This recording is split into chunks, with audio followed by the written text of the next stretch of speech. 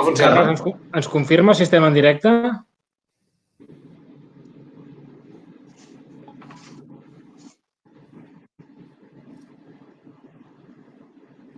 No ho veig. No crec que estiguem en directe. Ara estem en... Ara? A veure... Ara està dient la gent al xat que ara sí. Ara sí. Sí, val. Disculpeu, no sé si ens heu sentit des de l'inici o hem de tornar a començar. Per tant, com ho desconec... Està dient la gent al xat que ara sí. Ara sí, doncs tornem a començar i si ja m'heu sentit, doncs em tornareu a sentir. Disculpeu. Molt bona tarda a totes i a tots els que estigueu a casa vostra escoltant-nos. Per tant, esperem que estigueu tots molt bé a casa vostra. Avui, com us deia abans, hem intentat organitzar aquest debat sobre autoconsum amb 3 experts del sector per seguir parlant d'aquest tema que abans de la crisi que estem vivint era un sector a l'alça i esperem que continuï sent-ho més endavant. Presentar-me, jo soc el Francesc Vidal, de l'Institut Català d'Energia. Per qui no conegui l'Institut, som un organisme públic de la Generalitat de Catalunya que depèn del Departament d'Empresa i Coneixement, que és un organisme que té com a objectiu promocionar, difondre, impulsar l'eficiència energètica i les energies renovables als sectors de consumidors de Catalunya i que intenta implantar la política energètica que fixa el govern. Com us comentava, avui estem amb 3 experts del sector que ara ells faran una breu presentació sobre a què es dediquen i a què es dedica la seva empresa. Primer de tot, us dono la paraula al Daniel Pérez de la Luz. Bona tarda, Daniel. Molt bona tarda, Francesc, i gràcies per convidar-nos a estar aquí en aquesta reunió virtual entre amics. A la Luz ens dediquem a connectar la gent a l'energia verda i això ho fem de 2 maneres. Una energia verda que ve de la xarxa als nostres clients i una altra és instal·lant plaques solars a les seves teulades per tal que puguin autoconsumir aquesta energia.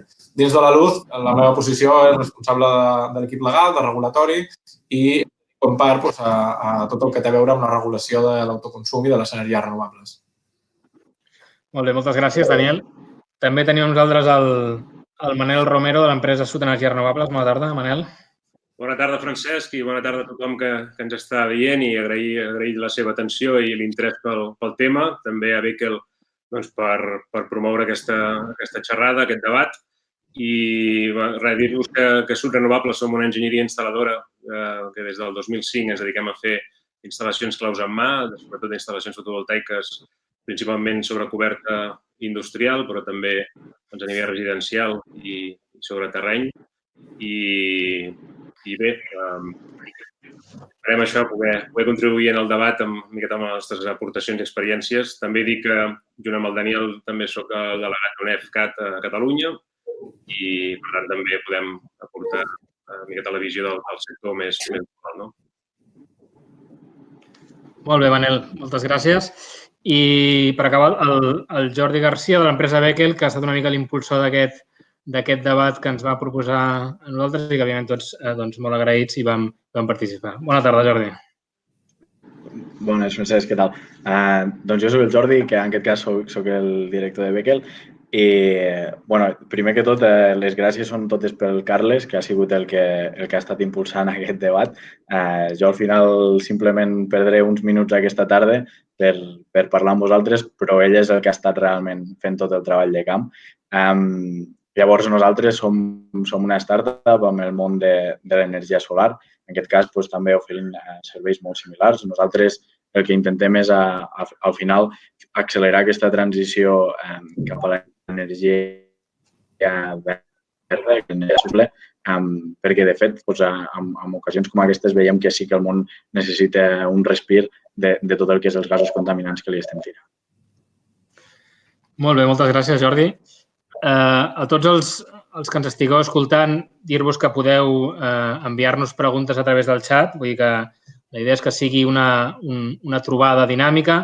És una mica complicat perquè nosaltres no us veiem, no? I sempre t'agrada veure el teu interlocutor, però intentarem que amb aquest nou format fer-ho el millor possible. Mentre aneu pensant les preguntes i ens les aneu enviant, jo en tot cas aniré llançant ja algunes preguntes els diferents ponents d'aquesta tarda i que anirem a intentar refundar. Una mica primer per contextualitzar, potser, perquè tampoc sabem exactament qui tenim darrere la pantalla i quins coneixements teniu i si sou professionals del sector, si sou estudiants. Ens consta que hi ha alguns estudiants, per tant, potser val la pena contextualitzar una mica el perquè d'aquest boom que estem vivint de l'autoconsum, d'una banda, degut a la baixada de preus i, d'altra banda, degut als canvis normatius. No sé si, Jordi, ens pots explicar una mica l'evolució dels costos de la fotovoltaica en aquests darrers anys com ha anat.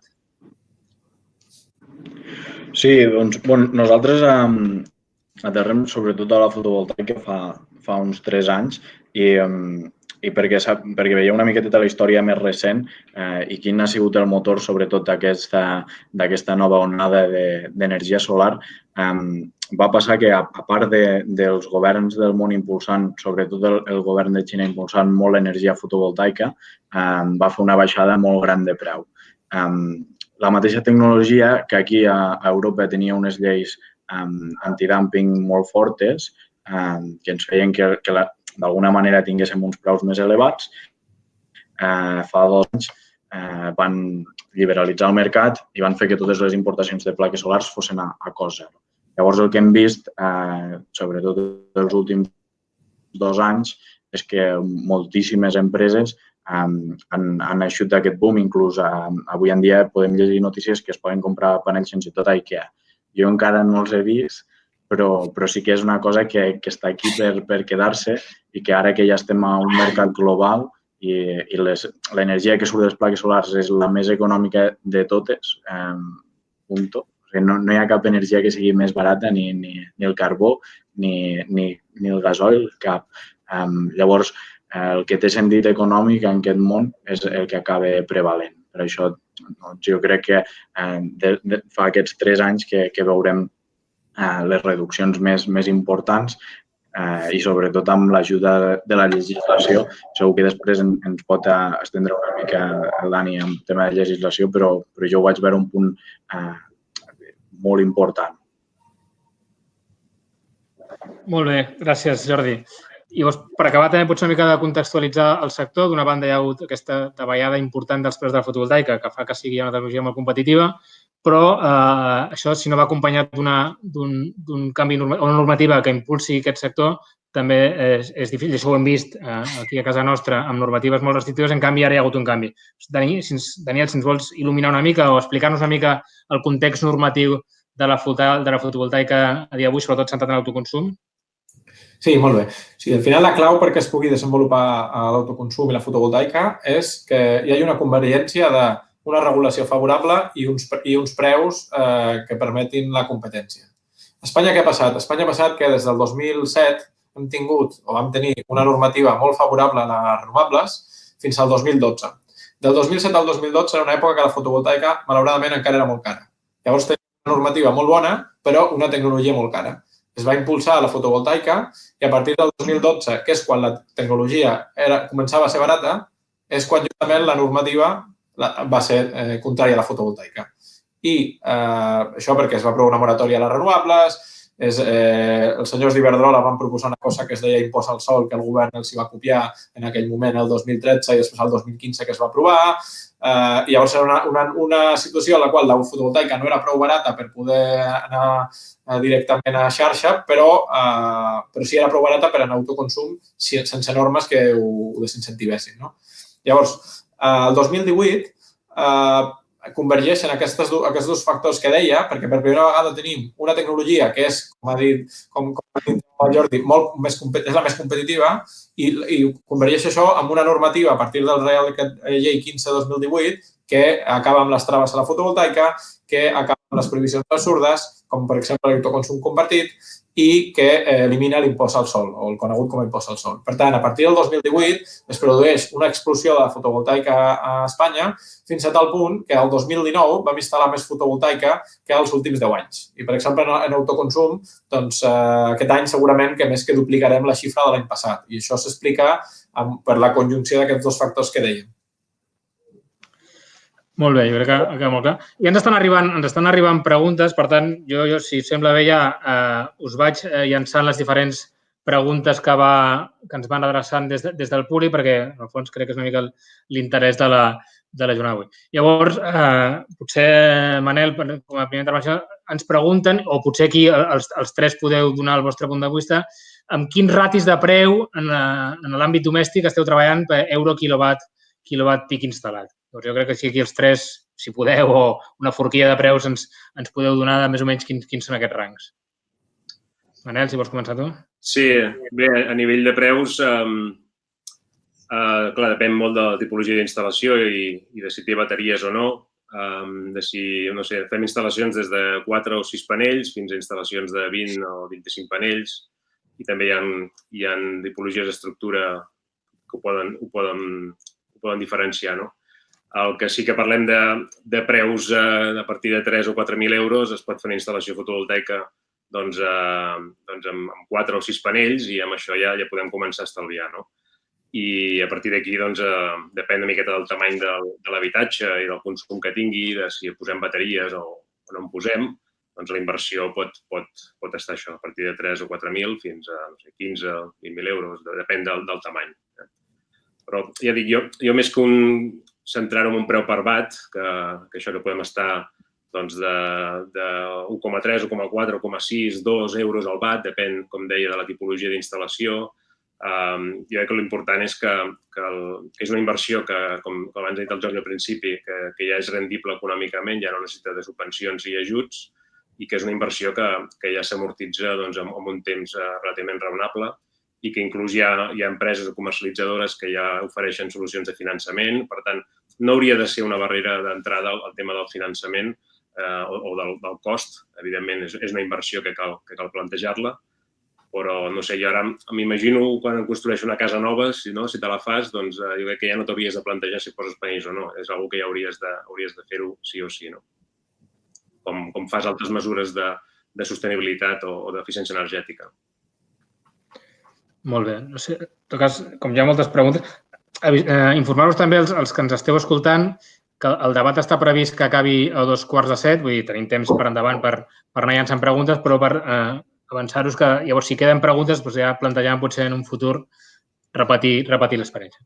Ens estan també llançant preguntes sobre el tema de la compensació d'excedents, de si ja es poden compensar els excedents, si la distribuïdora els accepta o no els accepta, tot i que aquí també les comercialitzadores hi juguen un rol. I també ens demanaven, aquí enllaço dues preguntes i les adreço al Daniel, no? També, doncs, el tema de les compensacions, quin rol té la comercialitzadora, no? Doncs una mica, si ens pots explicar una mica a dia d'avui si ja és possible compensar els excedents i una mica quin és el rol de la distribuïdora en aquesta compensació d'excedents. Vale, molt bé. Com sabeu, el Real Decret que regula tot això de la compensació simplificada es va aprovar a l'abril de l'any passat. I a partir d'aquest moment es necessitava que per poder fer la compensació simplificada sencera es necessitava una sèrie de normes que s'havien de desenvolupar. La primera d'elles, que es va fer ja l'estiu passat, ja permetia o explicava la forma de com liquidar o com poder fer la compensació simplificada. I algunes comercialitzadores van començar ja a ofertar la compensació simplificada, el que passa que el que fèiem és el que seria lectures estimades, que dèiem, estimem que aquesta instal·lació tindrà tants excedents i es retribuïa en base en aquest número que estimàvem. A partir de l'1 de març d'aquest any, és a dir, a partir d'aquest mes, les distribuïdores ja estan obligades a donar-nos el que seria la lectura real d'aquesta producció amb excedents, amb la qual cosa, a partir de l'1 de març, totes les comercialitzadores regulades i totes les comercialitzadores regulades estan obligades i totes les comercialitzadores de mercat lliure ho podran fer en lectures reals. Per tant, aquí ja depèn de la comercialitzadora de mercat lliure si vol fer-ho o no. En el cas de la Luz sí que ho estem fent amb lectures estimades des del juliol, com ara és evident que ho farem també amb lectures reals a partir d'aquest moment, i amb les comercialitzadores regulades, que no sé si he vist alguna pregunta que deia ahir d'Endesa, doncs Endesa regulada està obligada a fer-ho. Endesa comercialitzadora de mercat lliure pot decidir lliurement si compensa o no i a quin preu compensa. Hi ha un parell de preguntes també sobre la qüestió de l'emmagatzematge, si val la pena emmagatzemar o si no val la pena emmagatzemar. No sé si Jordi ens pots respondre a aquesta pregunta. Sí, nosaltres el que estem veient és que l'emmagatzematge, recordo fa 2 o 3 anys que sí, es ficaven en aplicacions domèstiques, però durant sobretot l'últim any, que ja sabia clarament que hi hauria aquesta compensació i més ara que ha sigut efectiva, s'ha quedat relegat a llocs tipus finals de línia, llocs on no arriba la línia. Llavors, l'emmagatzematge el que estem veient és que òbviament, i gràcies a tot el tema de la mobilitat elèctrica, està reduint costos i està sent més eficient, però a la persona aquesta que ens pregunta per una instal·lació domèstica no li recomanem, o almenys no li diem que té un sentit econòmic molt rellevant aquest de ficar-se directament en unes bateries. Jo, si em permeteu, afegir una cosa. En relació amb les bateries, hi ha 2 tipus d'opcions per monetitzar-les. Al final, un és simplement desviar càrregues i la càrrega que estàs produint durant el dia, doncs, emmagatzemar per reduir el consum també de nit, que aquesta, jo estic amb el Jordi, que ara mateix no surt a compte ni molt menys. Però la segona és prestar serveis de balanç al sistema. I aquesta jo trobo que és molt més interessant i és la que s'està fent a altres països d'Europa, amb el qual ja tens un ingrés extra per la via de donar-li al sistema algun tipus de servei d'ajust. I això, aquesta setmana, per això ho volia dir, aquesta setmana s'ha obert una proposta de red elèctrica per permetre a les bateries carregada poder prestar aquest tipus de serveis. Esperem que s'apliqui a partir del juny, més o menys. Hem de fer, evidentment, el càlcul econòmic, però com a mínim hi ha un incentiu ara doble a tenir bateries i veurem si amb aquesta nova regulació que s'obre pot tenir més sentit posar les bateries. Jo, Francesc, si em permets, també comentar el tema aquest de les bateries, que crec que és important i que veig que està generant moltes preguntes. Des del punt de vista econòmic, com deia el Jordi abans, a nivell de la compensació ha fet que el fet de no posar bateries, amb la compensació ja els excedents ja no els regales i, per tant, estàs valoritzant econòmicament aquests excedents. Però sí que és veritat que a nivell domèstic el nostre perfil de consums no coincideix amb la generació solar, perquè al migdia, màxima generació, no estem a casa, o si hi som, no tenim els llums encesos i el consum és molt baix. Llavors, si no posem bateries, l'estalvi que tindrem parlant d'energia difícilment podrà superar el 30 o 40% del que tenim, no? Podem fer aquesta gestió de càrregues, però clar, tots estem al matí fent el cafè, estem fent l'esmorzar, el secador, i llavors hi ha càrregues que és impossible de gestionar i al vespre, 3/4 del mateix. I, per tant, si volem aconseguir un ràtio d'estalvi energètic del 80-90% que podem arribar amb bateries connectades a xarxa d'un tamany, diguéssim, petit, no cal tampoc una bateria molt gran, perquè tècnicament, també s'ha de dir, podem estalviar el 100% d'electricitat i desconnectar-nos de xarxa, però no té sentit a nivell econòmic perquè hem de sobredimensionar molt. Però si ens anem a aquest tamany que deia més petit de bateria, arribant al 80%, 90% d'estalvi energètic, això només ho podem fer amb una bateria. Llavors, jo crec que també no és només un tema econòmic, que també, evidentment, però des del punt de vista d'inversió, si volem tenir un rati d'estalvi important, això d'energia ha de passar sí o sí per posar una bateria. Hi ha una pregunta molt directa pel Daniel de la Luz, que no sé si la podrà respondre amb la precisió que li demanen, però en tot cas és una aproximació. Diu, llegeixo textualment, no tinc pensat, des de l'Eloi Mauri, disculpeu que se'm va la pregunta, tinc pensat proposar una instal·lació d'autoconsum per l'edifici on vist, 12 pisos i 24 habitatges. Quants veïns hauria de convèncer perquè la inversió fos rentable? No sé si amb aquestes dades podria respondre, però sí que ens pots una mica orientar també en les instal·lacions col·lectives, amb comunitats de veïns, quines coses s'han de fer i què s'ha de tenir en compte a l'hora de fer aquest tipus d'instal·lacions.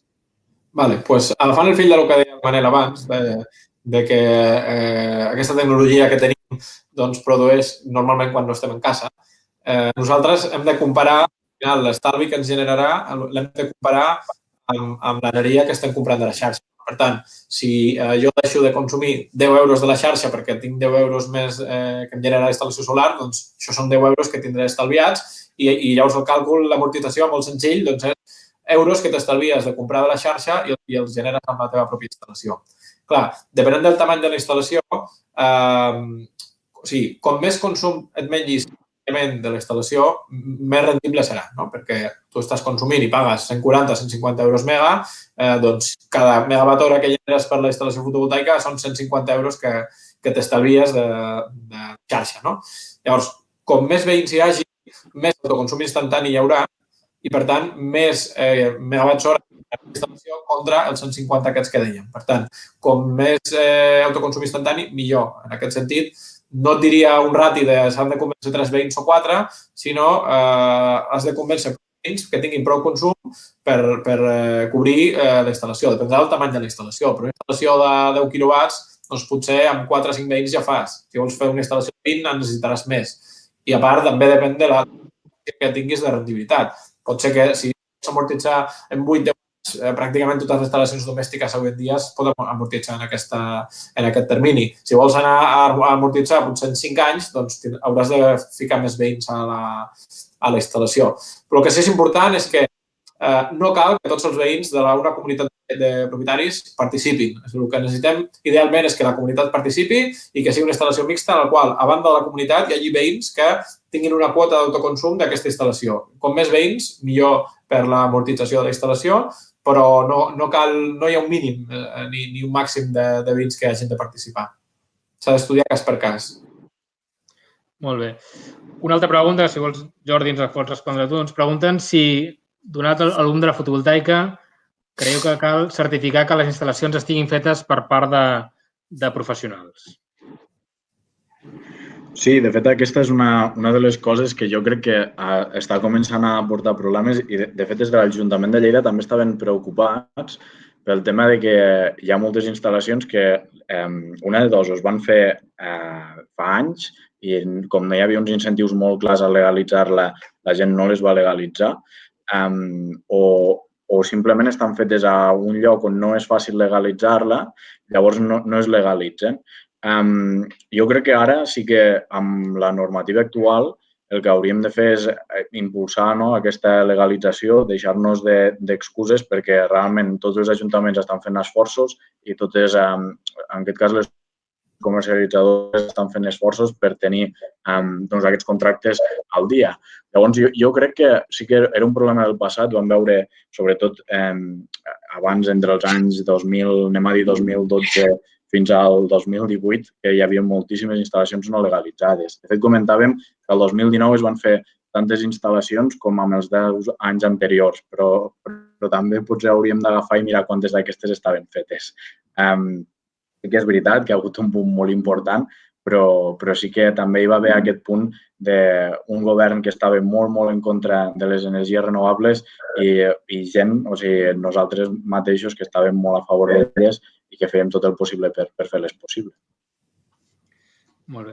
Jo, si em permet, també afegir un apunt com a moderador, però també evidentment, les instal·lacions, qui les ha de fer és un professional acreditat que tingui que estigui la titulació, els permisos necessaris per fer les instal·lacions. Evidentment, ha de ser, per tant, un tècnic acreditat i, evidentment, el que passa que no hi ha una formació específica en fotovoltaica, per tant, qualsevol, depèn de la instal·lació, però qualsevol tècnic en baixa tensió podria fer-la, però, evidentment, cal que la facin tècnics acreditats i, d'altra banda, evidentment, cal legalitzar les instal·lacions. Una pregunta, Manel, una mica també més amb el barret potser de representant d'UNEF a Catalunya, ens pregunten com expliqueu que en un país amb tant de sol com el nostre no siguem capdavanters en fotovoltaica. Bona pregunta i, evidentment, fa molts anys que ens la preguntem, no? Bé, ara, si parlem Espanya, sí que, amb les dades que deia abans el Daniel del 2019, Espanya s'ha tornat a situar al capdavant d'Europa en potència fotovoltaica instal·lada l'any 2019, superant el rècord històric dels anys anteriors. El que sí que és cert és que han sigut instal·lacions sobre terreny i molt grans, no? Amb autoconsum són aquests 459 que es van fer. A Catalunya estem bastant enrere, no s'han fet aquestes instal·lacions sobre terreny perquè tampoc creiem que sigui un model a desenvolupar en aquest país, a Catalunya, i per tant hem de potenciar l'autoconsum, però també s'han de fer coses sobre terreny.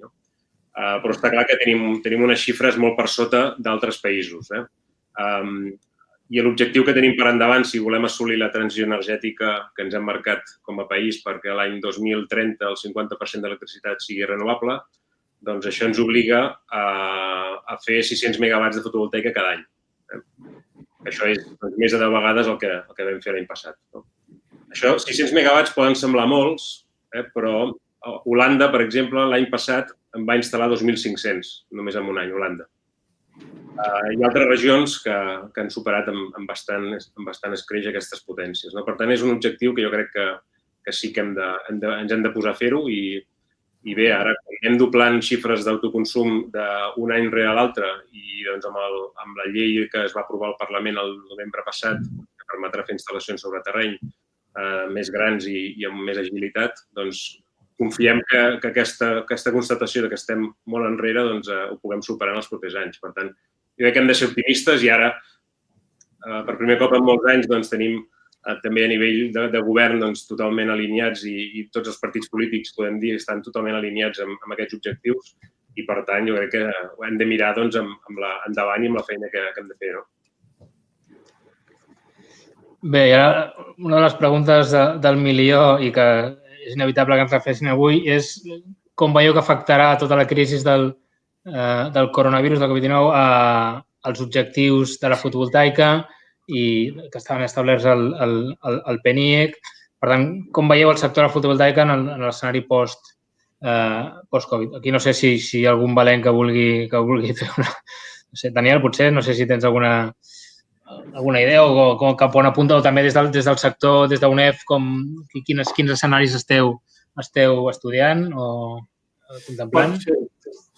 Però jo diria que des del punt de vista del PNIEC crec que l'afectació és mínima perquè estem parlant d'un pla a 10 anys i estem parlant que això pot durar entre 3 i 6 mesos, no durarà més. I, a més, la fotovoltaica ara mateix no està aturada, sinó que hi ha plantes que s'estan connectant. Estem vist notícies que els punts de connexió es continuen demanant tot i la crisi del Covid i, de fet, nosaltres ara estem en procés de connexió d'una planta de 50 megawatts, la qual farem la representació de mercat i està fent-se amb tota normalitat, amb la qual jo crec que no afectarà el que és la connexió. El que sí que pot afectar col·lateralment i és algo més estructural que no pas conjuntural, és els preus de mercat de futurs. Amb aquesta crisi del Covid han baixat els preus de mercat de futurs al voltant d'un 10% i això pot fer que la instal·lació fotovoltaica sigui, sobretot a gran escala, que és el que parlem del Covid, al PNIEC, sigui menys atractiva o menys rendible perquè tens un preu que esperes que és un 10% més baix i, per tant, els PPAs i tots els mecanismes de retribució baixaran un 10%.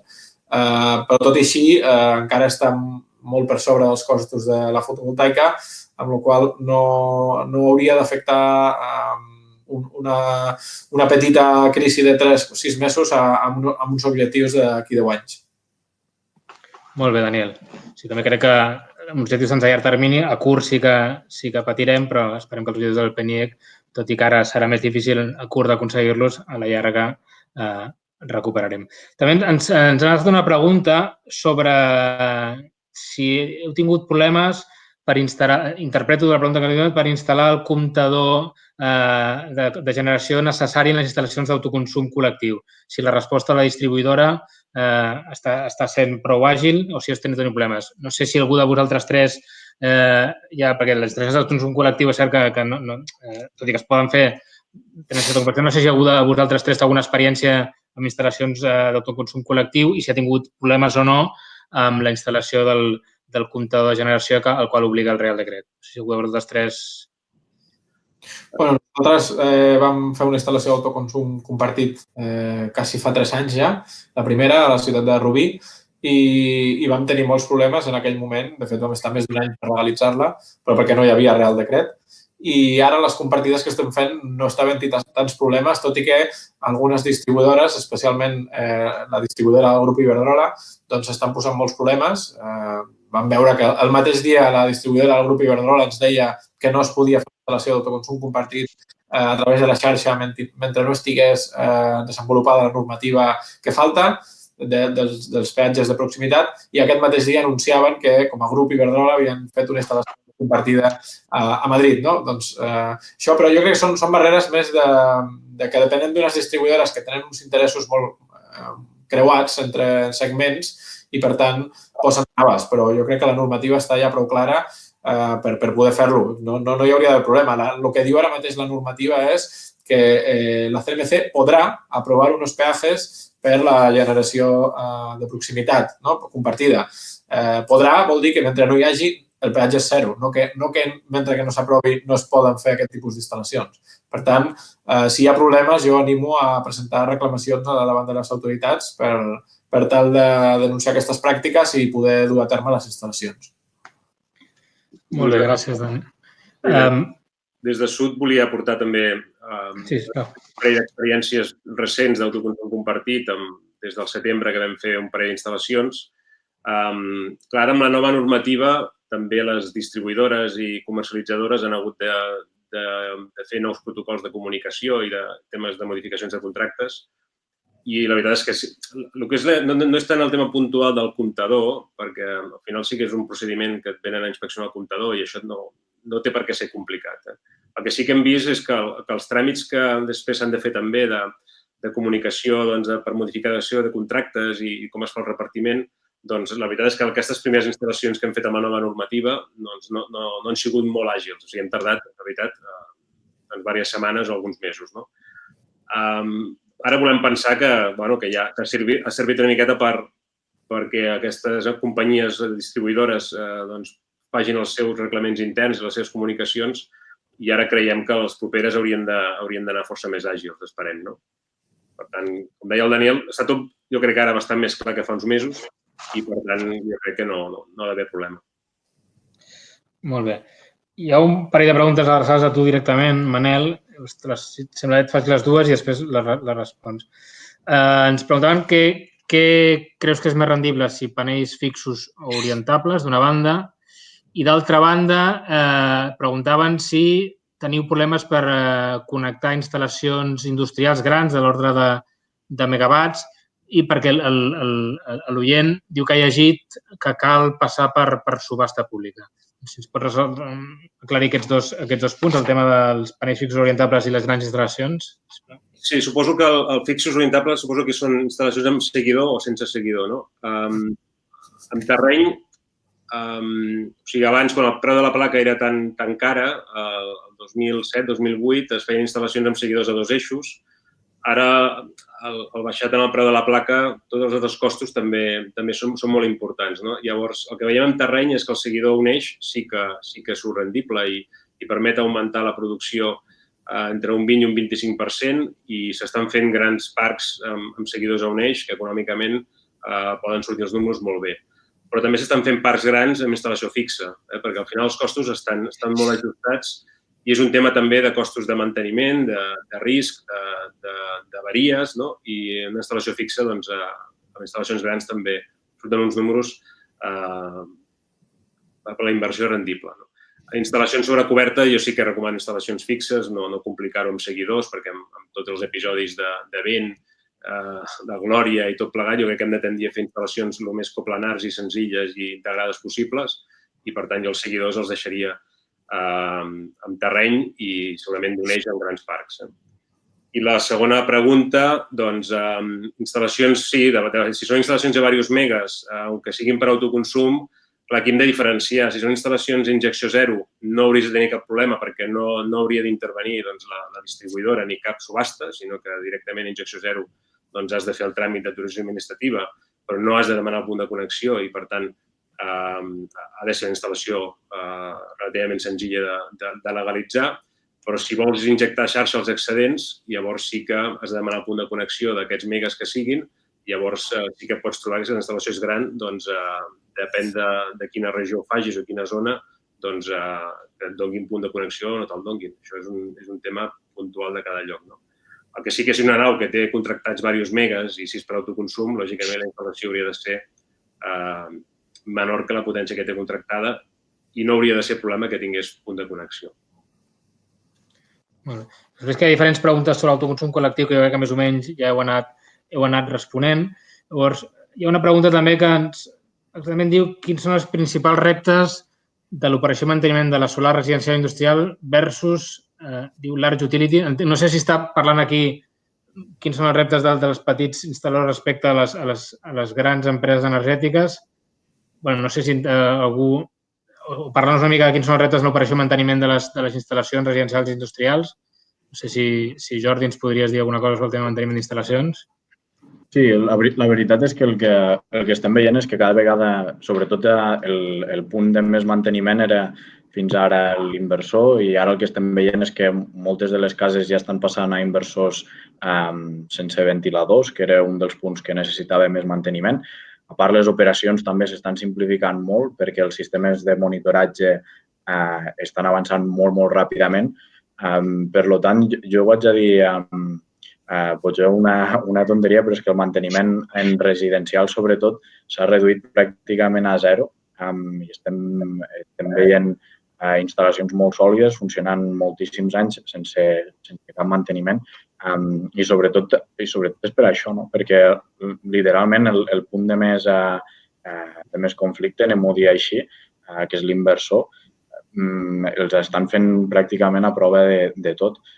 Sí que estem veient encara, òbviament, manteniments i que s'han de fer regularment en instal·lacions més grans, sobretot d'autoconsums industrials i, òbviament, amb grans instal·lacions com puguin ser parcs solars, però aquestes llavors ja tenen un pressupost que es fa des del moment d'inici d'aquesta instal·lació i són costos regulars de la instal·lació, els quals ja es tenen en compte per calcular el retorn de la inversió.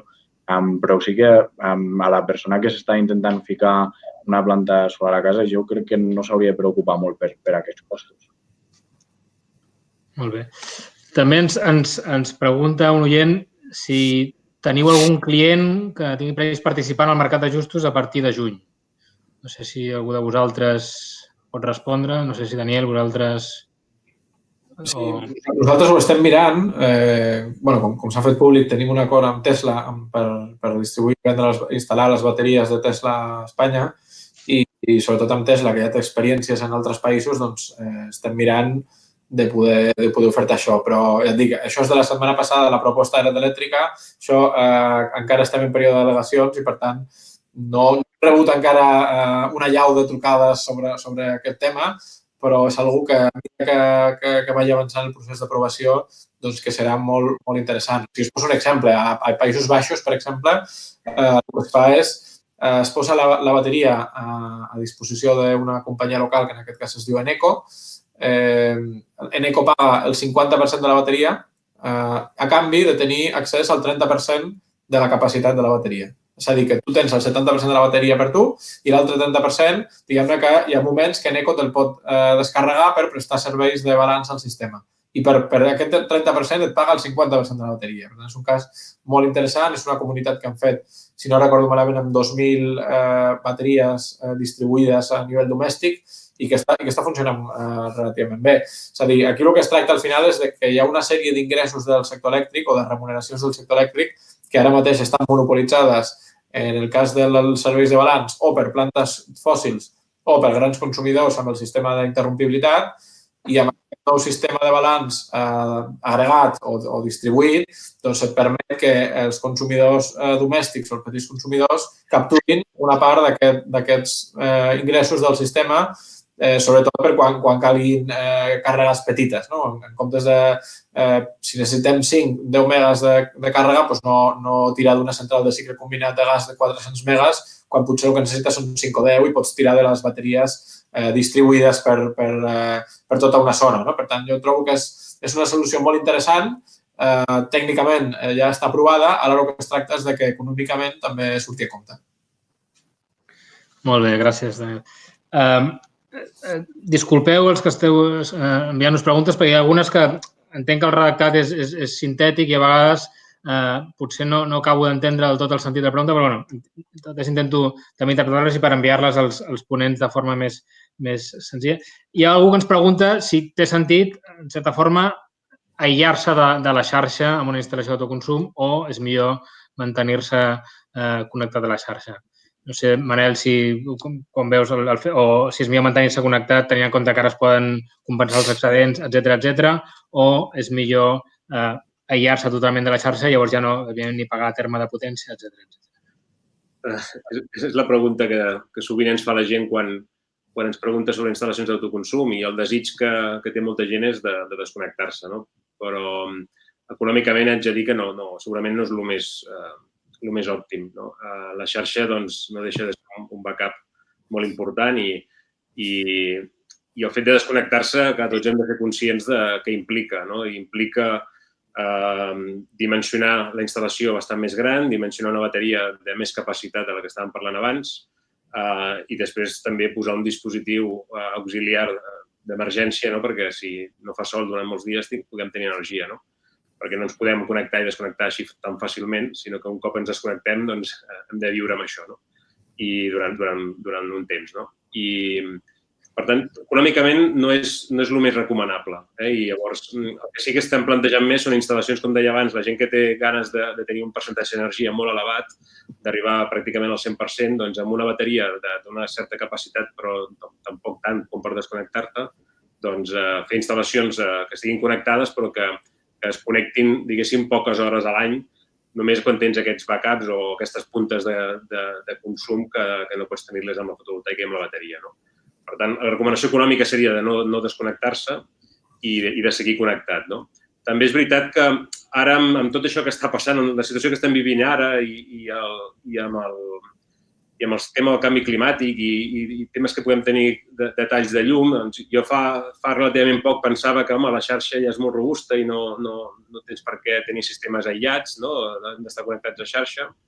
I ara aquests dies hi ha gent que m'ho preguntava, escolta'm, com puc fer per posar una bateria aïllada a la xarxa, no?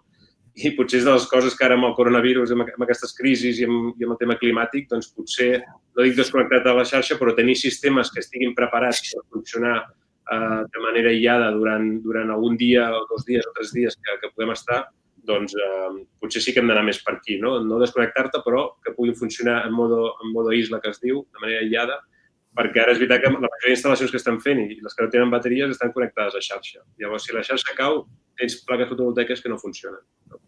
I això és una cosa que també s'ha de saber. Perquè estan pensades per funcionar amb la xarxa. Molt bé. També hi ha algunes quantes preguntes, Jordi, no sé, potser tu ens podràs aclarir, o que ens expliquem una mica la relació, les sinergies que hi ha i que són evidents entre el vehicle elèctric i les instal·lacions fotovoltaiques, no? Doncs una mica parlar també entorn a aquestes dues tecnologies que estan cridades a ser canvis o motors de la transició energètica, doncs una mica que ens parli sobre la combinació d'aquestes dues tecnologies. Sí, no, la veritat és que des de ja fa ara un any aproximadament vam veure que era una cosa que els clients demandaven més i més i la vam veure molt necessària. Nosaltres, en aquest sentit, vam començar a col·laborar amb una empresa de Barcelona que es diu Wallbox i que segur que també, la veritat és que no hi hem pensat, però segur que si els haguéssim invitat haguessin estat encantats de venir.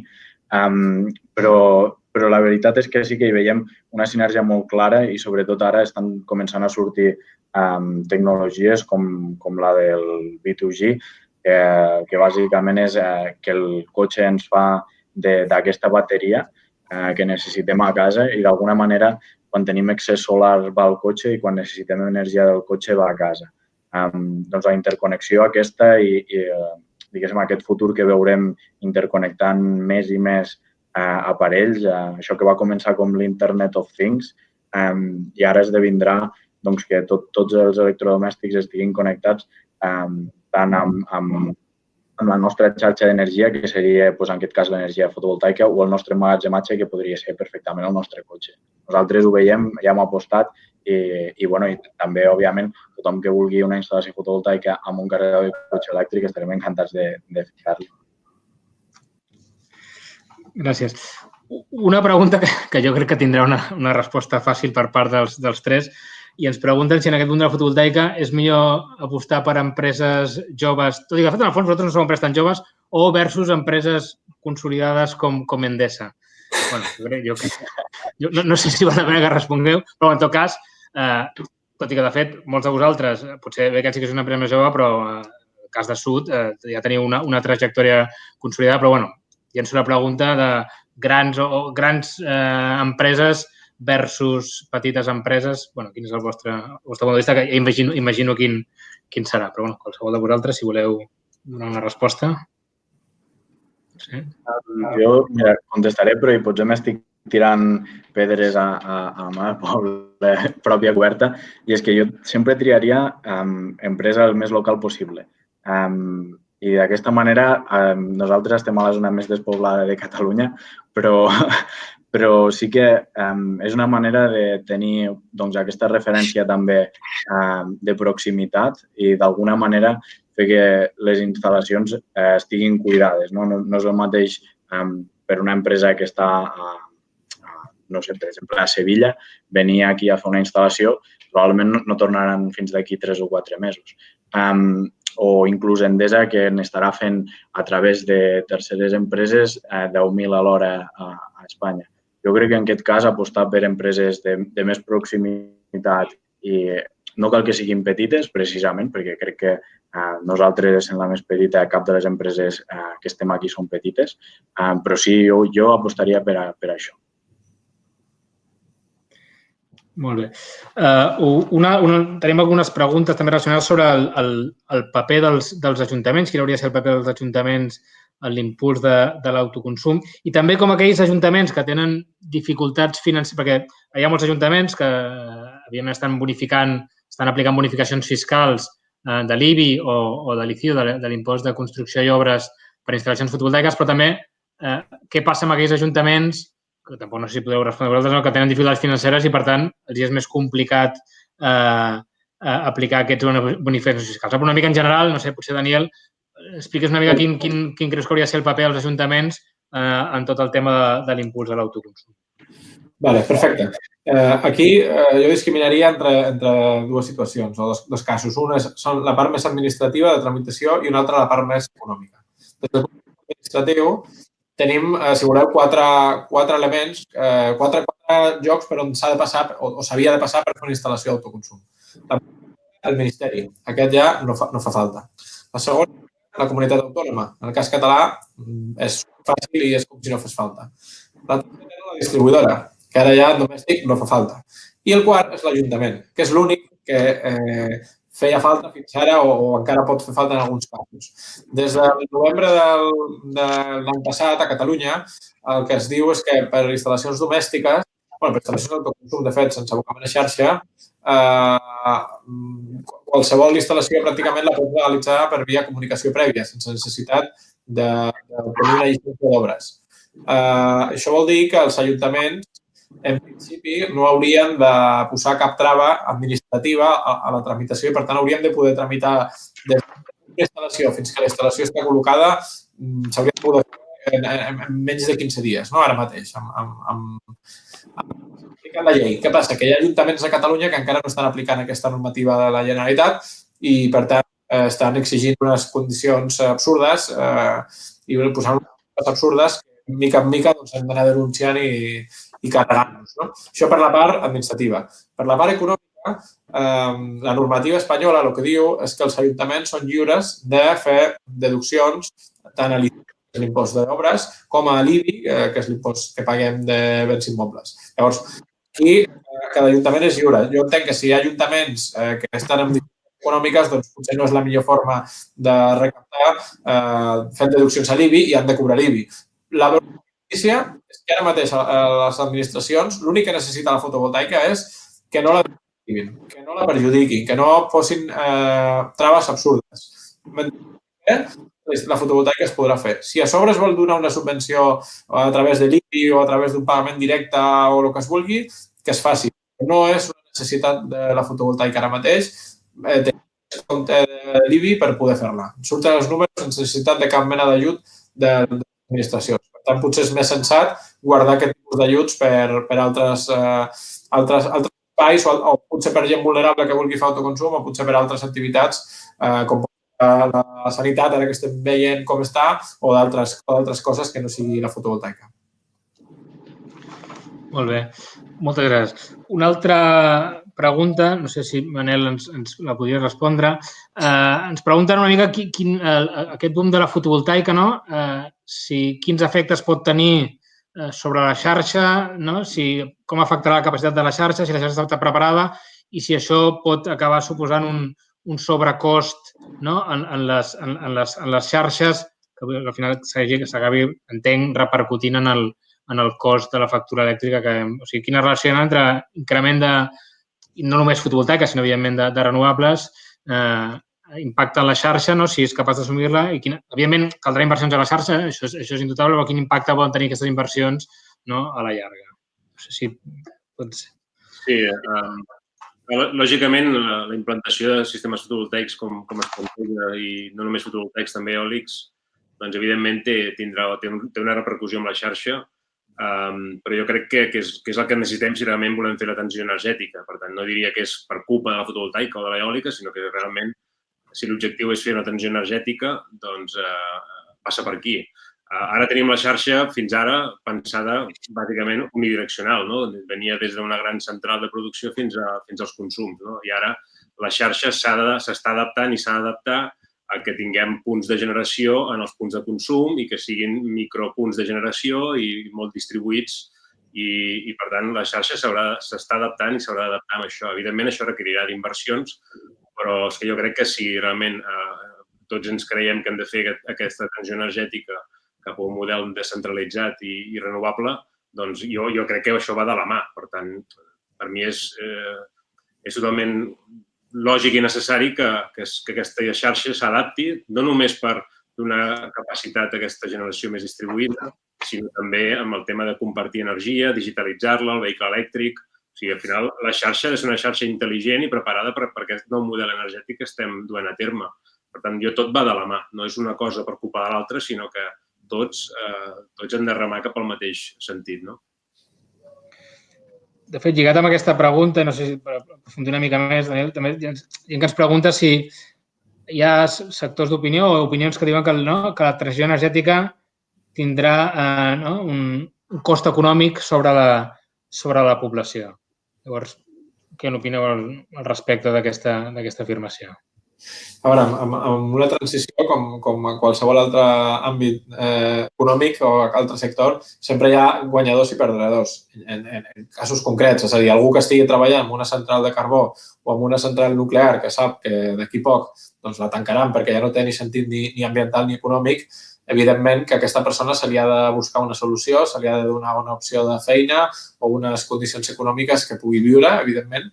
I, per tant, el que hem de veure és que la gent que sortirà perdent, la poca gent que sortirà perdent d'aquesta transició energètica, doncs tingui suficients recursos per poder tenir una vida digna dedicant-se a una altra cosa. No? Però, des del punt de vista global, evidentment que la transició energètica serà bona per tothom. Per què? Doncs perquè, per començar, generarem energia més barata, que això és el que ha dit el Jordi i no em cansaré de dir perquè és una que sempre tenen el mantra de sí, són verdes però són cares. Ara mateix això no és cert. La fotovoltaica i després l'eòlica són les tecnologies més barates, no cal cap tipus d'ajut i són molt més barates que el carbó, que la nuclear o que el gas. Per tant, tenim estalvis econòmics i, a més, tindrem estalvis de salut pública i tindrem estalvis de que tindrem un aire més net, tindrem una població més sana, no tindrem tantes malalties respiratòries i, per tant, sortirem guanyant com a societat i tindrem molts estalvis.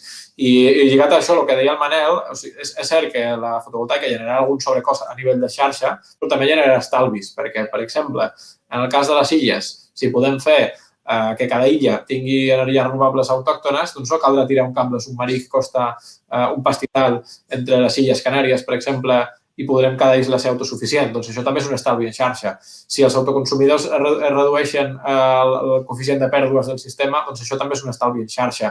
I, a més, estem creant feina local amb una matèria primera que és totalment neta. Amb la qual cosa, l'impacte econòmic de la transició energètica en termes macroeconòmics és clarament positiu. Molt bé, gràcies. També ens pregunta, no sé si Jordi va tenir experiència en aquest sentit, si és recomanable una instal·lació que hibridi aerotèrmia amb fotovoltaica per optimitzar els consums. Jordi, crec que estàs amb el micro, estàs silenciat. Perdó. És una de les coses que estem fent més en obra nova. De fet, tothom... L'aerotèrmia avui en dia crec que és la forma més econòmica que tenim de generar clima per una casa i d'aquesta manera combinar-la amb un factor que fa que l'energia elèctrica que necessitem sigui molt més econòmica, com és una instal·lació fotovoltaica, ens fa que els costos de passar un hivern o de passar un estiu, que són els moments que més calefacció o refrigeració necessitem, doncs siguin molt més econòmics que fins ara. Llavors, jo crec que inclús les cases que tinguin aquests sistemes d'aerotèrmia o que tinguin qualsevol tipus de clima per electricitat se'n veuran molt beneficiades de la transició. Molt bé, gràcies. També tenim un parell de preguntes que les enllaço sobre el sistema de compartició d'energia en les instal·lacions col·lectives que, com els oients o els que estan a l'altra banda de l'ordinador saben, ara és una compartició fixa, no? O sigui que no es pot variar al llarg de les hores. Llavors, sabem que el Ministeri estava treballant en aquesta compartició dinàmica. D'una banda, quina perspectiva li veieu això? Si sabeu, sobretot potser vosaltres, Manel, o com a representants d'UNEF, si això trigarà molt o no. I després també ens pregunta algú que entenc que és d'una comunitat de veïns, llavors com això, una comunitat de veïns que no són experts en energia, poden fer aquesta compartició dinàmica dels seus excedents. Llavors, no sé, Daniel, potser si tens algun... Sí, bueno, això és un tema clau perquè el retorn d'una instal·lació d'autoconsum depèn principalment del coeficient d'energia d'autoconsum instantàniament hi hagi. Amb la qual cosa, tenim un coeficient fix, el que implica és que si el Jordi i jo tenim una instal·lació compartida i cadascú terç, i jo soc l'únic que està a casa en un moment donat i la instal·lació està produint 3, i consumint 3, jo em podré quedar un. I el del Jordi i el del Manel, que en aquell moment no estan a casa i no estan consumint, es regalen, en el millor dels casos es venen com a excedents, per tant, a 50 euros megawatt hora o a 40 euros megawatt hora i no a 150. Això vol dir que la rendibilitat de la instal·lació empitjora respecte al cas de si poguéssim fer un repartiment dinàmic. Repartiment dinàmic què vol dir? Repartiment dinàmic vol dir que al final fas un neteig al final de mes, però pot haver-hi hores concretes en què un hagi consumit els 3 kWh que dèiem a l'exemple i hi ha un altre que jo no estigui a casa i el Manel sí, doncs aquell consumeixi el 100% i el Jordi sí està durant el cap de setmana i el Manel i jo no, doncs consumeixi i al final de mes fem balanç i potser guanyant, l'altre perdent i ens compensem entre nosaltres. Això faria que el coeficient d'autoconsum fos més bé al 100% i per tant que la rendibilitat fos millor. I per tant considero que és molt important que hi hagi aquest repartiment dinàmic de l'autoconsum i el que ha dit el govern en un webinar semblant a aquest el divendres passat, el director de l'IDAC va dir que esperava aquest estiu ja tenir llesta la proposta de repartiment dinàmic d'autoconsum compartit. En funció de quan duri la crisi aquesta, doncs trigarà més o menys, però vull dir que ja està avançada la proposta d'ordre i la podem esperar, jo crec que a la segona meitat de l'any ja tenir-la aprovada. Molt bé. I també relacionat, Manel, potser tu pots respondre amb tema normatiu, no? Quina garantia tenim de que no torni l'impost al sòl a Espanya? Si en tenim alguna o si no en tenim alguna. Si pots respondre. Sí.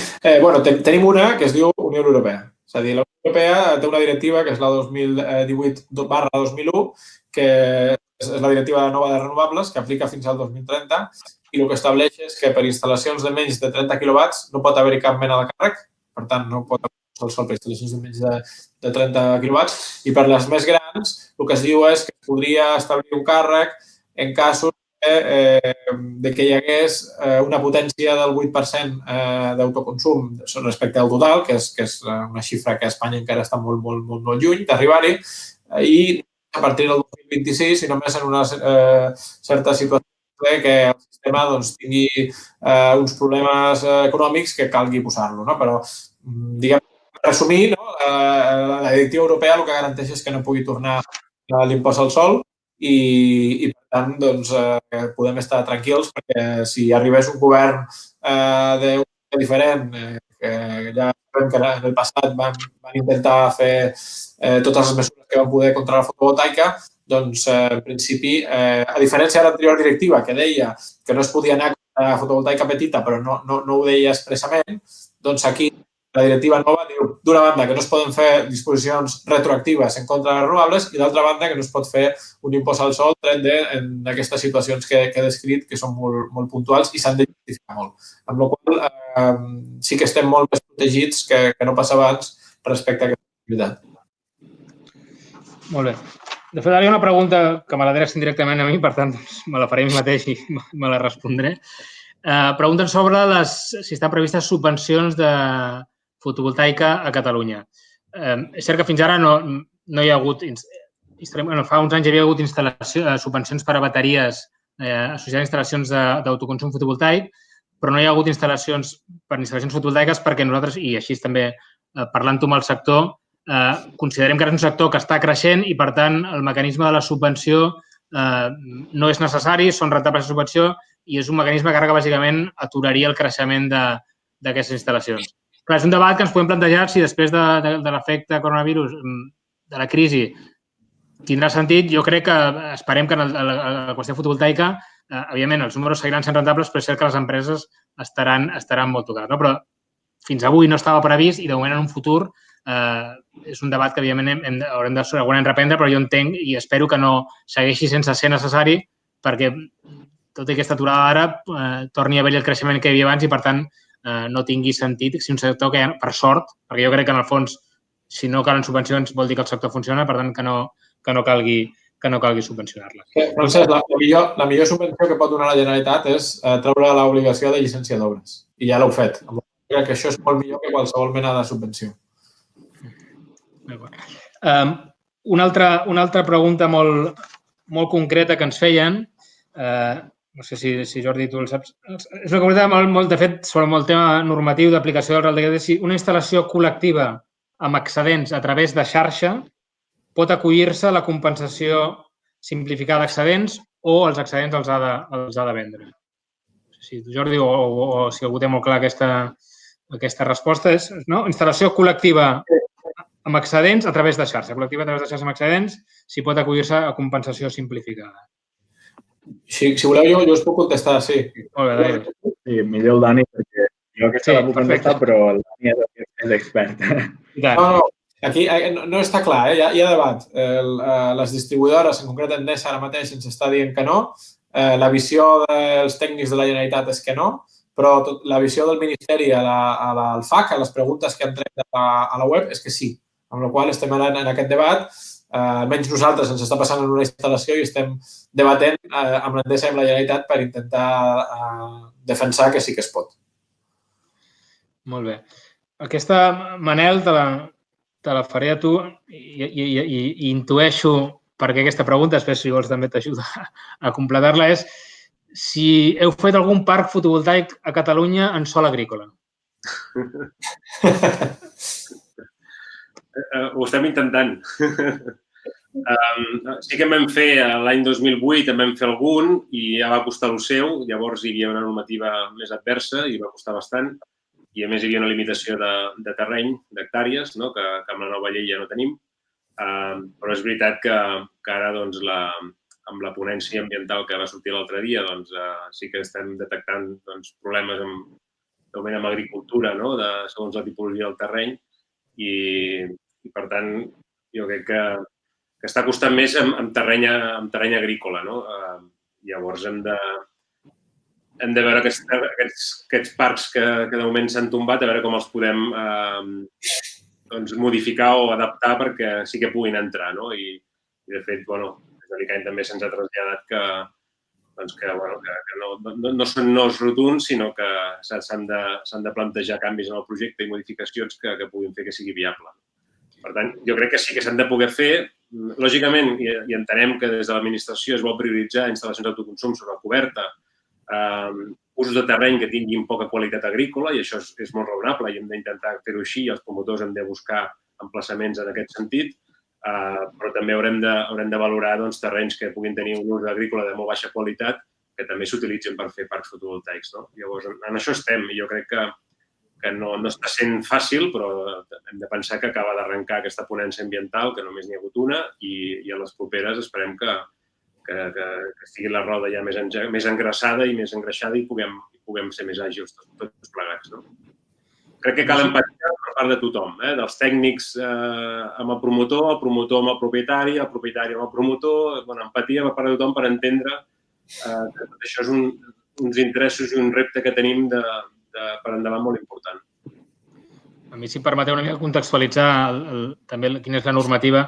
És cert, com deia el Manel, a finals de l'any passat, el 2019, es va aprovar un decret llei que eliminava les traves que existien a la fotovoltaica, que eren molt restrictives en quant a implantació de la fotovoltaica en el terreny i en quin tipus de sol es podia fer, que havia de ser contigu a sol industrial o contigu a edificacions agrícoles i ramaderes. És cert que això es va obrir, per tant, ara, a priori, es pot fer, hi ha certes restriccions ambientals, però en sol agrícola el decret llei no ho prohibeix, però sí que intenta evitar la utilització de sol agrícola d'alt valor. És cert que, com aquesta és la primera ponència, hem de trobar aquest encaix entre el desenvolupament de la fotovoltaica i en preservar sols, sobretot del valor agrícola. No tot el sol agrícola, evidentment, s'ha de preservar. I llavors, a vegades també és només una qüestió també que el promotor estudiï les alternatives possibles o que expliqui per què és en aquell sol i no en la teulada i no en un altre sol. Però, òbviament, no és un no d'entrada, com deia Manel, sinó que cal, segurament, demanar al promotor un petit esforç més de justificar, però dic, amb la intenció de preservar aquells sols d'alt valor agrícola, no tot el sol agrícola, però jo crec que, evidentment, i també hem de ser conscients, l'administració, que al final necessitem de molta implantació fotovoltaica. Estem parlant que entre eòlica i fotovoltaica podem acabar ocupant un 3% del territori, que potser sembla que no és molt, però tenint en compte que el territori urbanitzat és un 5%, per tant, és una aportació important. Per tant, hem de trobar aquest encaix entre preservació del medi i del valor agrícola i, evidentment, l'impuls necessari de la fotovoltaica, que és també una mica els objectius de l'ICAEN. També és una pregunta molt concreta tècnicament, no sé què n'opinem de les teules fotovoltaiques. No sé si algú dels tres té experiència o té algun coneixement. Nosaltres ho hem estat mirant, però el tema és que ara mateix el preu de les teules encara és molt elevat i sí que tot allò que va sortir dient l'Elon Musk a la televisió fa uns quants anys encara no ho estem veient aplicat o encara no està sent un producte el qual nosaltres puguem d'alguna manera comprar en una fàbrica o potser és aquest el problema, que no hi ha fàbriques que es dediquin a això. I ara, el darrer any, sí que estem començant a veure que amb fires de construcció i demés s'està començant a oferir com un producte ja més o menys viable a un preu més elevat que una teula convencional, però sí que a un parell d'anys vista pot ser una obra nova es comenci a fer. Sí. Molt bé. També té una pregunta, no sé si Daniel ens pots respondre, que directament diuen, on van els excedents de la meva instal·lació fotovoltaica? Bueno, van a la xarxa, evidentment. Aquí poden passar dues coses, que tinguis compensació simplificada i, per tant, vagin a la xarxa i et tornin el valor econòmic d'aquests excedents a la nit, o que simplement els venguis a la xarxa al preu de mercat, però sí, van a la xarxa. Molt bé. També ens fan una pregunta, un comentari que l'Ajuntament de Badalona, per exemple, demana per beneficiar-se o tenir bonificacions fiscals de les instal·lacions fotovoltaiques un contracte de manteniment.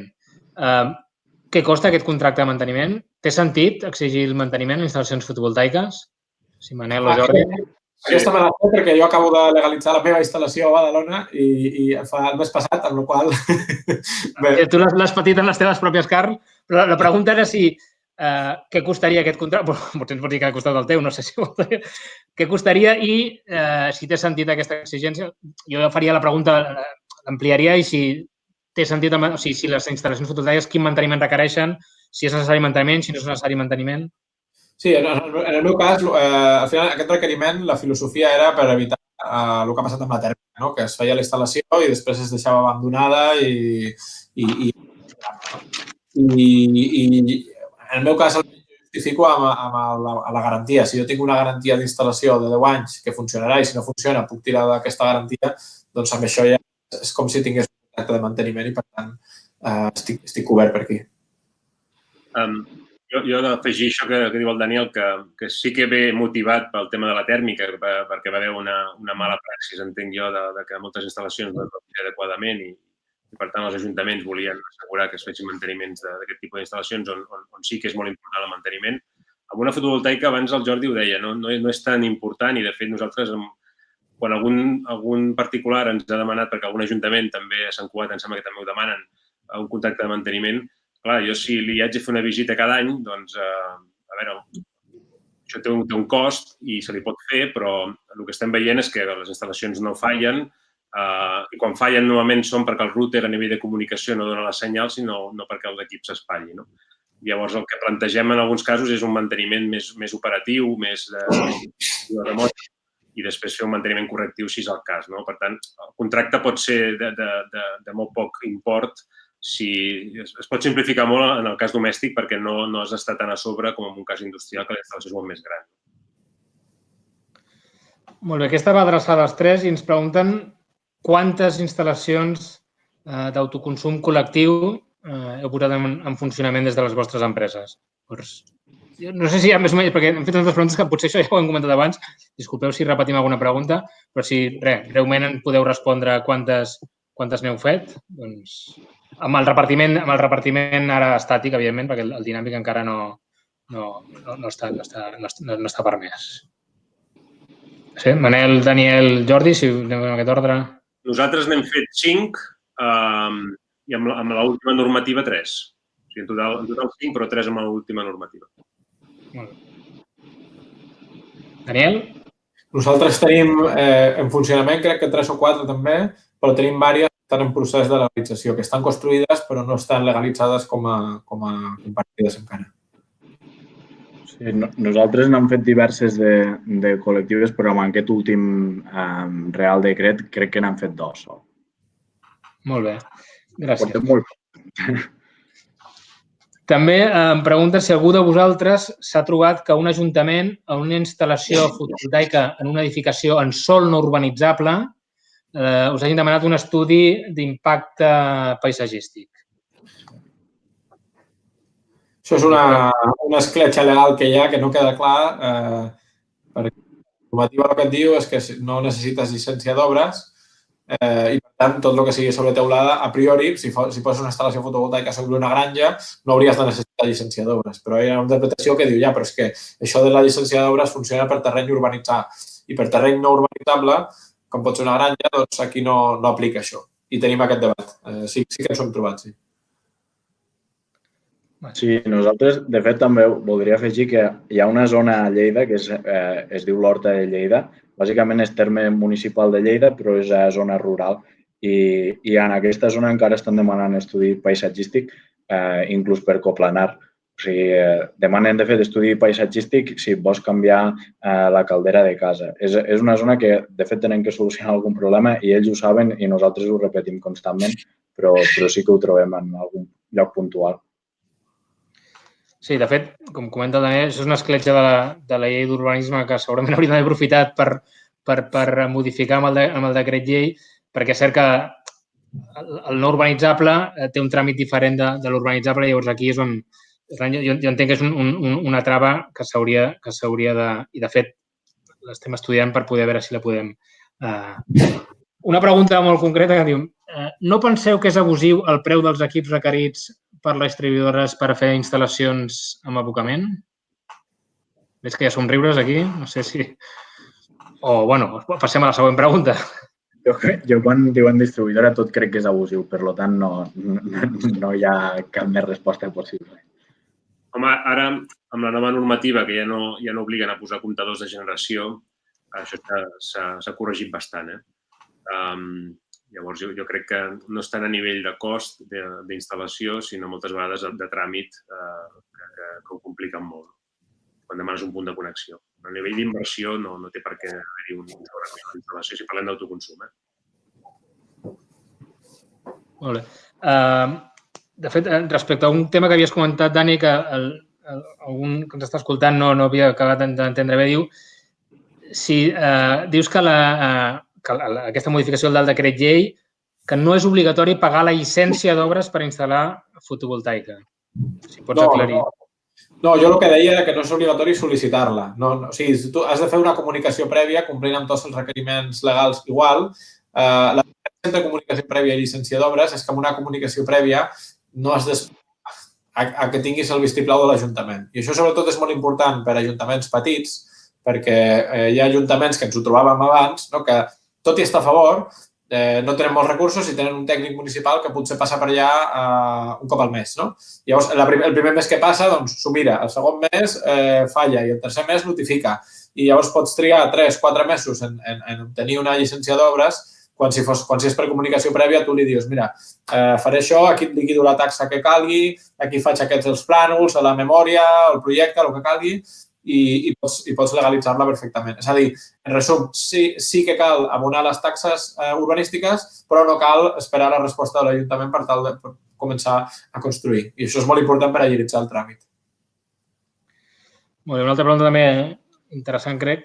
Hem estat parlant i heu estat parlant molt de la compensació simplificada d'excedents, o inclús també podríem parlar de la venda d'energia, no? Però quines perspectives o expectatives veieu, no?, a llarg termini o a mitjà termini del preu d'aquests excedents, no?, quan tinguem una gran penetració fotovoltaica i, per tant, clar, es pugui preveure una depressió del preu en aquestes hores solars. O quines mesures, aquí entenc que també les bateries hi poden jugar un joc important, no? Però una mica obrir aquest debat sobre els preus a futur en les hores solars, quan hi hagi molta fotovoltaica en el sistema. Daniel, no sé, veig que fas que sí amb el cap, no sé si...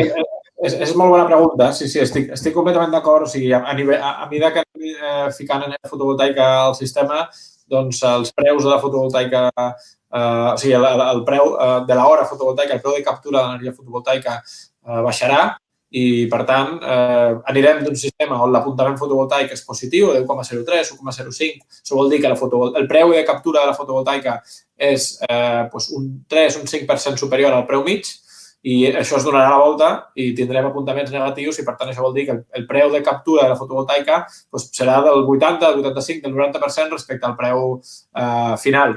I, per tant, sí, tindrà una mica menys de valor. De totes formes, aquí de nou s'ha de diferenciar. Una cosa és l'energia autoconsumida instantàniament. Aquesta energia, com que és preu de mercat més tota la part de costos regulats, peatges, pagaments per capacitat, interrompibilitat i demés, sempre sortirà molt a compte.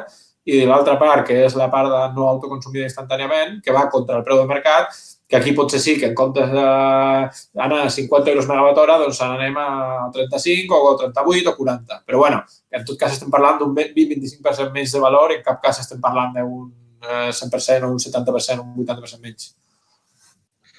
Molt bé, gràcies. He fet aquesta pregunta que t'he fet i la que et faré ara és del Pere Sòria, per tant, aprofito a saludar-lo des d'aquí. I també ens pregunta si, potser Manel, com a representant d'UNED, si sabeu si el Ministeri està treballant en relaxar els requeriments per poder fer l'autoconsum col·lectiu a través de xarxa, aquests 500 metres, aquest penjar del mateix centre de transformació. Si sabeu si el Ministeri això té previst modificar. I també si heu fet alguna instal·lació d'autoconsum a través de xarxa. Abans el Daniel comentava el director de l'IDAI, que parlava de millores en el tema d'autoconsum compartit, més en el tema del factor, aplicar un factor dinàmic. Jo crec que no es plantegen, o almenys no es planteja modificacions més tècniques o a nivell de distància. Sí que és un requeriment que des del sector fem de que es pugui fer autoconsum compartit, per exemple, en mitja tensió, no només en baixa. Això obriria el ventall de poder fer en polígons industrials on els clients no tenen baixa tensió. I, per tant, aquí són una de les exigències que, ara, evidentment, som més receptius com a govern i, per tant, no tanquem la porta que es puguin implementar.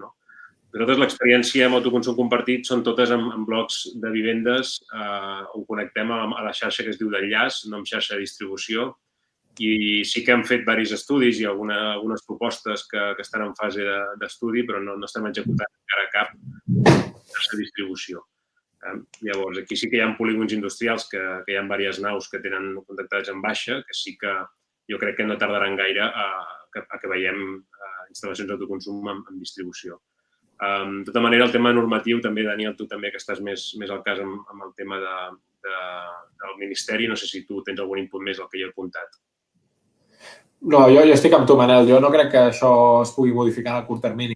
A veure, pensem també que això és un tema molt delicat perquè ataca a la matriu d'ingressos del sistema. És a dir, per cada autoconsum. Si en comptes de 500 metres fos 1 quilòmetre, doncs això voldria dir que qualsevol persona que tingui una instal·lació d'autoconsum a 1 quilòmetre podria autoconsumir estalviant els peatges. Com més gent deixi de pagar els peatges, doncs menys ingressos del sistema. Per tant, això és una que, des del punt de vista del sector fotovoltaic, evidentment que ens agradaria, però també jo crec que s'ha de tenir un equilibri entre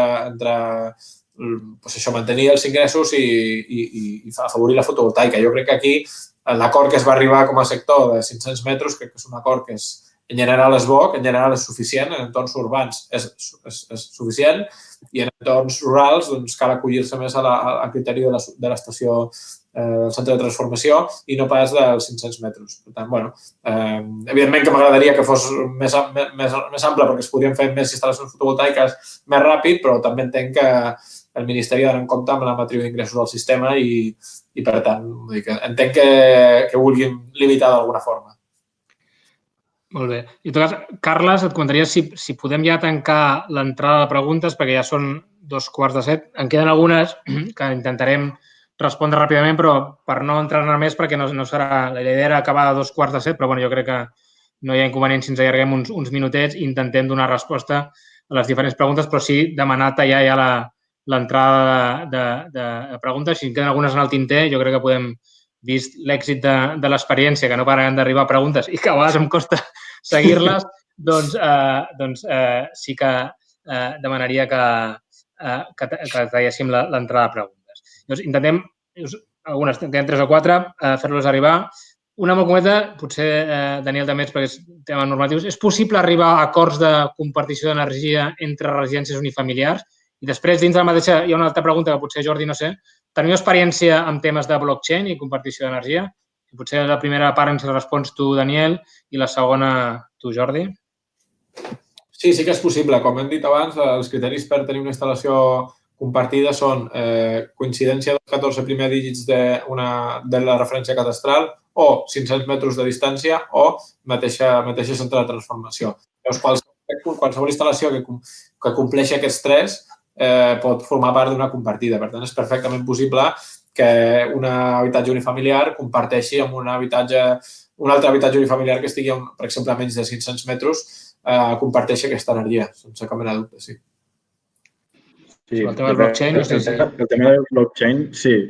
Vam estar veient, però clar, això... Jo tinc l'avantatge que no fa tant que he sortit de la universitat i fa 5 anys vam estar veient amb una gent de, crec que és Estònia, que estaven desenvolupant un prototip per fer justament això. Però aquí jo crec que encara està a anys llum. Aquí encara no estem ni tenint una red suficientment intel·ligent com per implementar aquestes coses, com perquè ja anem a la tecnologia blockchain. Jo crec que començarem a veure a països, jo crec que Dinamarca, Noruega, Regne Unit, inclús, que també van bé en tema de smart grid, Itàlia, inclús, però aquí jo crec que li queda uns anys. Aquí, tal com s'ha plantejat l'autoconsum, l'intercanvi d'energia entre autoconsumidors, va tot a través de la distribuïdora, a través del sistema de la distribuïdora, per tant, d'XML, per tant, per molt que diguem que volem fer servir blockchain o qualsevol altra nova tecnologia, al final depenem de les lectures que faci la distribuïdora, que són les oficials, les que valen per liquidar. I amb els procediments d'operació el que diuen és que tu has de mirar la lectura de la distribuïdora. Per tant, jo, mentre que la distribuïdora no faci servir blockchain per comptabilitzar l'intercanvi d'energia, per molt que nosaltres puguem posar-nos la medalla de que fem servir blockchain, en aquest sentit perquè hem de passar pel sistema oficial, amb la qual cosa entenc que no seria viable. De fet, jo pensava una mica en aquest sentit, no? Que realment la distribució ara mateix pràcticament s'està fent amb fulles d'Excel òbviament no és així, però quan veus les dades et queden dubtes de si s'ha canviat en els últims 25 anys. Molt bé. Una altra pregunta, Manel, si potser tu ens la pots respondre. Pregunten si no seria millor fer la nostra pròpia xarxa, no? En urbanitzacions, en polígons industrials, entenc xarxes aïllades de la xarxa de distribució i si hi ha algun problema legal per fer això, no sé si potser pots complementar tu, Daniel. Sí, a nivell legal, el Daniel complementarà millor segur. Home, si la xarxa ja existeix, jo crec que fer una xarxa paral·lela no sé si té massa sentit. I a part que legalment segurament no es pot fer. Ara, que hi hagin micropobles i zones on es puguin plantejar xarxes que puguin connectar diversos habitatges i edificis, jo crec que sí que és una cosa tècnicament que s'està plantejant, inclús em consta que hi ha alguna experiència que s'està podent fer. Però legalment, Daniel, et passo la pilota. Bueno, legalment a Espanya i a tots els països del món, almenys que jo coneixo, sempre hi ha la xarxa de distribució. A diferència de telefonia, on sí que es dupliquen xarxes, en electricitat hi ha el principi de xarxa única, amb la qual la xarxa de la distribuïdora, com tu has dit, Manel, és la que compta i no té massa sentit posar-se a fer xarxes paral·leles perquè és un extra cost que no s'amortitzarà. Per tant, una altra cosa és que la xarxa que ja existeix o en barris de nou desenvolupament es pugui plantejar fer una comunitat local d'energia, una comunitat ciutadana que gestioni la xarxa des de zero. Això sí que pot tenir més sentit, però per habitatges ja construïts jo crec que no. A part que no té suport legal, tampoc té sentit econòmic. Tenim un parell de preguntetes més. Jordi, a veure si ens pregunten sobre els pisos plurifamiliars, entenc els blocs de pisos, sobretot en zones urbanes. Clar, quin és el potencial, si no hi ha limitacions, perquè clar, tenim molts consumidors, poc espai de coberta. Quines opcions hi ha en aquests casos? Sí, bueno, ja hem estat parlant de l'autoconsum compartit bastant, però en aquest cas sí que jo simplement remarcaria que el primer pas seria a buscar un consens entre els veïns, qui ho vol fer, qui no ho vol fer i si realment es vol permetre l'utilització de la coberta i després simplement anar a algú que es dediqui a l'energia fotovoltaica i veure quin rendiment li poden treure a aquesta coberta, perquè en el 100% dels casos no hi ha energia per tots els veïns. Llavors, si és un percentatge petit que ens toca per veí o si no ha volgut participar tota la comunitat, però jo sí que el que plantejaria és que aquestes reunions d'escales es vegi i es digui anem a aprofitar la coberta, qui vol participar i d'alguna manera arribar a un consens general. I us tenim l'última pregunta, que si voleu, mira, jo mateix faig una primera resposta i si algú la vol complementar. En certa forma ja s'ha respost.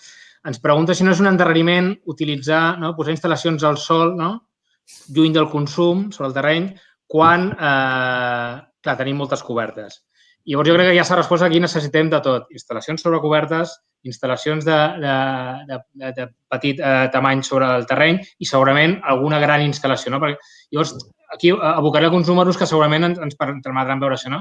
Estem parlant, ara a Catalunya tenim de l'ordre de 300 megawatts instal·lats en fotovoltaica, 300 i pico, i amb els números que hem fet des de l'ICAEN per arribar a un escenari 100% renovable en el 2050, necessitaríem 36.000 megawatts fotovoltaics. Per tant, de 300 a 36.000. Estem parlant d'un salt exponencial. Per tant, i això també hem fet una anàlisi de les cobertes disponibles i del sol disponible i al voltant del 30%, 30-40% d'aquesta potència podrien anar encobertes, però no n'hi ha suficient. Per tant, cal ocupar, evidentment, primer, prioritzar les cobertes, jocs antropitzats, jocs i en el terreny, evidentment, prioritzar aquells jocs d'escàs o de poc valor ambiental, de poc valor agrícola, com abans comentàvem abans, però inevitablement part de la transició ha de passar per instal·lacions fotovoltaiques en el terreny. No sé si voleu complementar aquesta resposta per part vostra. Jo volia dir que l'alternativa a posar instal·lacions fotovoltaiques sobre el terreny és posar línies de molt alta tensió sobre el terreny per portar l'energia d'Aragó, per portar l'energia de França. Amb la qual jo prefereixo tenir instal·lacions fotovoltaiques a Catalunya i crear la riquesa a Catalunya que no pas tenir grans línies d'alta tensió per portar energia d'un altre lloc. Sí, jo també estic una mica en la línia del Francesc i aquí és prioritzar sempre i sobretot a les grans ciutats equipaments municipals molt infrautilitzats, com poden ser grans pavellons o fires i demés, cobrir-los de plaques solars, perquè sí que aquelles plaques solars estan generant just on tenim el consum principal, que és a les grans ciutats. Llavors, sobretot, Barcelona no hauria de quedar ni un edifici públic sense plaques solars, però qualsevol de les grans ciutats com Lleida, Vic, totes les grans ciutats de Catalunya i d'Espanya haurien de tenir tot el que és equipaments de molt gran envergadura, molt poc consum, plens de plaques i facilitant que aquesta energia sigui venuda a cost zero als veïns. O sigui, venuda a preu d'aquesta llum, a cost zero de peatges. Jo totalment alineat amb el que deies, Francesc, que només amb autoconsum en cobertes, tot i que puguem fer això que planteja en Jordi, que jo crec que evidentment s'hauria d'anar cap aquí, d'optimitzar tot el que puguem, però tot i utilitzar totes aquestes cobertes industrials, municipals, no podrem fer el 100% de renovable que estem plantejant. Amb autoconsum, els estudis ja ho van dient en diverses regions i països, es pot arribar al 30, al 40, al 45, no massa més, no? Llavors, hem de poder fer també coses sobre terreny, però també estem d'acord en que a Catalunya no hem de fer el model d'Espanya de grans plantes tan grans. Haurem de fer alguna gran, segurament que sí, però haurem de fer plantes més petites i més repartides en el territori i molt consensuades amb el territori i amb cada municipi, no? Per tant, jo crec que hem de veure la necessitat que el repte és tan immens, hem d'afegir tanta renovable, però ho hem de fer de manera ordenada i sobre terreny també. Molt bé. Disculpa, us dic que era l'última pregunta, però se m'ha colat una aquí. Llavors, Daniel, jo crec que si pots enumerar-ho resumidament, ens pregunten quins permisos necessiten per fer una instal·lació, perquè una instal·lació es legalitzi. Llavors, una mica si es poden enumerar per ordre, potser no cal... També dir-vos que hi ha una guia de l'IDAE que els explica, però bueno, jo crec que si pots simplificar, bàsicament, llicència, tu mateix. Sí, has de fer el projecte o la memòria en funció del tamany de la instal·lació. Has de sol·licitar o informar la distribuïdora segons el cas. És que això depèn molt de la potència de l'Ajuntament, de la comunitat autònoma, i no puc donar una resposta tan genèrica, però la idea és això. Hi ha quatre, el que he dit abans, hi ha quatre institucions per les quals s'ha de passar. La primera seria la distribuïdora, que el que fas és informar que faràs una instal·lació o demanar permís segons el cas del tamany. Amb l'Ajuntament el mateix, si és a Catalunya, doncs faràs una comunicació prèvia de, oi, escolta, faré aquesta obra, et presento aquí aquest projecte tècnic o aquesta memòria amb les característiques de la instal·lació, com es posarà, quina marca de materials tindrà, etc. Això ho entres a l'Ajuntament. Un cop no et respongui en 15 dies, tens la comunicació prèvia feta, fas la construcció i un cop fas la construcció, de nou, avises a la distribuïdora, dius ja he fet la instal·lació, la legalitzes com a instal·lació d'autoconsum a la comercialitzadora i la registres a la Generalitat, al Registre de Seguretat Industrial i ja està, ja funciona. El Ministeri ja no cal fer res perquè el Registre d'autoconsum del Ministeri ara ja és voluntari i ho fa la comunitat autònoma, que és la que ho envia al Ministeri. I després ja pots sol·licitar la deducció de l'IBI en cas que apliqui. Ja està. És que depèn molt de cada instal·lació, del tamany, de si va amb excedents, si va sense excedents, però en termes generals hauries de veure si t'aplica Ajuntament, Comunitat Autònoma, Ministeri i distribuïdora. Molt bé, moltes gràcies, Daniel. Bé, jo crec que ja no tenim més preguntes. Un últim comentari que sí que em fa gràcia i va especialment dedicat a tu, Manel, que diu un dels oients, la meva instal·lació de 9,9 kWp va ser la primera que Sud va fer a les Balears i no ha requerit manteniment. Deu ser, et feliciten per aquesta instal·lació, per tant, veiem que això era fotovoltaica des del 2009, per tant, ja és, com dèiem, una tecnologia madura que fa anys que funciona i que funciona molt bé. Doncs agrair-vos, primer agrair, evidentment, a vosaltres tres la vostra participació en aquest debat, agrair a la gent que ha participat, hem rebut moltes preguntes, espero que no hagi quedat, pot ser que se me n'hagi curat alguna perquè hi ha hagut un moment que hi ha hagut una llau de preguntes i era difícil gestionar, espero que totes més o menys hagin quedat respostes. També comentar-vos que les respostes quedaran registrades al blog de Bekel, per tant, allà podeu tornar a veure-les i si hi ha quedat algun dubte, doncs intentar respondre-les. Jo crec que ha estat una tarda, doncs, bueno, molt exitosa en aquest nou format de jornada que ens obliga aquest virus a mantenir-ho d'aquesta manera, però de mantenir viva la flama de l'autoconsum i de les renovables i seguir, doncs, veig que hi ha molt interès. Per tant, això és una bona senyal i aquesta energia jo crec que ens permetrà sortir amb força d'aquesta situació en la qual ens trobem ara. Per tant, desitjar-vos a tots que cuidar-vos molt, que estigueu tots molt bé i que properament ens puguem abraçar però tocant-nos en lloc de a través d'una pantalla. Doncs moltes gràcies a tots i molt bona tarda. Gràcies. Francesc. Gràcies. Gràcies a tots. Hem tancat ja o seguim connectats? Carles?